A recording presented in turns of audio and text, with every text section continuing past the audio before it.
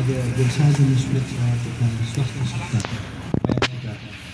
प्रमुख अतिथि सरकारका माननीय मन्त्रीजी मञ्चमा आसीन हुनुभएका मेरा सहकर्मी साथीहरू विभिन्न निकायबाट पाल्नुभएका प्रतिनिधिहरू आउनुभएका साथीहरू एवं यहाँ उपस्थित सम्पूर्ण रोजगारदाता श्रमिक कामदार साथीहरू विज्ञहरू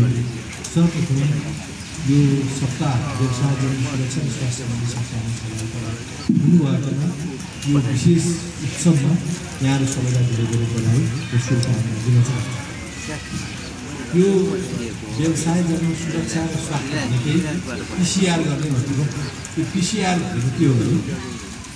यो व्यवसाय जन्य कुराहरूको प्रोटेक्सन गर्ने हामी जुन काम गरिरहेछौँ त्यसलाई केयर गर्ने र समग्र रूपमा रेस्पेक्ट गर्ने कुरालाई जोडेर राखेको हुन्छ र 1960 देखि पाटन औद्योगिक क्षेत्रको विकासका कुराहरू हेर्ने हो जतिखेर सुरुमै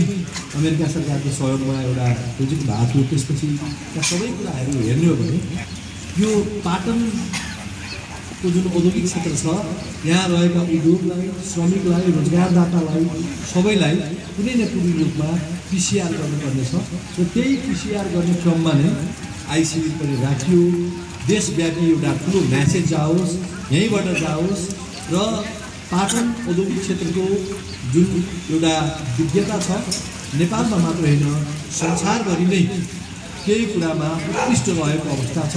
र त्यो म्यासेज हामीले यही औद्योगिक क्षेत्रबाट दिउँ भनेर माननीय मन्त्रीज्यूबाट आज यो सप्ताहको उद्घाटन भएको कुराहरू पनि निवेदन गर्न चाहन्छु। पाटन औद्योगिक क्षेत्रको आफ्नै कथा छ, आफ्नै व्यथा पनि छ, तर आफ्नै गौरव र सम्मान पनि छ। पाटन औद्योगिक क्षेत्रबाट देशको समग्र रूपमा आर्थिक क्षेत्रमा, सामाजिक क्षेत्रमा, सांस्कृतिक क्षेत्रमा, कलाको क्षेत्रमा पनि आफ्नै खालका विश्वव्यापी रूपमा धेरै उदाहरणहरू दिएको छ। त्यही भएर समग्र रूपमा पाटन औद्योगिक क्षेत्रको जुन एउटा स्टोरी छ, यहाँको लागि चाहिने रिइन्जिनियरिङ छ, यहाँको लागि चाहिने रिफर्म छ, यहाँको लागि चाहिने जुन रिसोर्सेसका कुराहरू छन्, यी सबै कुरालाई अल्टिमेटम हामी के गर्दैछौँ भने व्यवसायजन्य सुरक्षा र स्वास्थ्यसँग जोड्ने एउटा चेष्टाको रूपमा, एउटा सुरुवातको रूपमा लिएको अवस्था छ। त्यही क्रममा यहाँहरूको सहयोग भएको छ, यहाँहरूको सहभागिता भएको छ, यहाँहरूको नेतृत्व भएको छ, यहाँहरूको एक्टिभिटी जोडिएको छ र त्यसको सुरुवात इतिहासमा अत्यन्त प्रतिष्ठा कमाएको यो पाटन औद्योगिक क्षेत्रबाट गरेका छौँ। यसको लागि सबै साथीहरूलाई अब आजबाट सुरुवात भएको यो स्वास्थ्य सुरक्षा र व्यवसायजन्य सुरक्षाको जुन एउटा अन्तर्राष्ट्रिय डे छ जहाँ हामीले एआईको कुरा, टेक्नोलोजीका कुराहरू गरिरहेछौँ, ती कुरा समेतलाई ध्यानमा राखेर मेन स्ट्रिमिङ गर्दै गरी एउटा राष्ट्रव्यापी अभियान सुरु गर्नको लागि सबैमा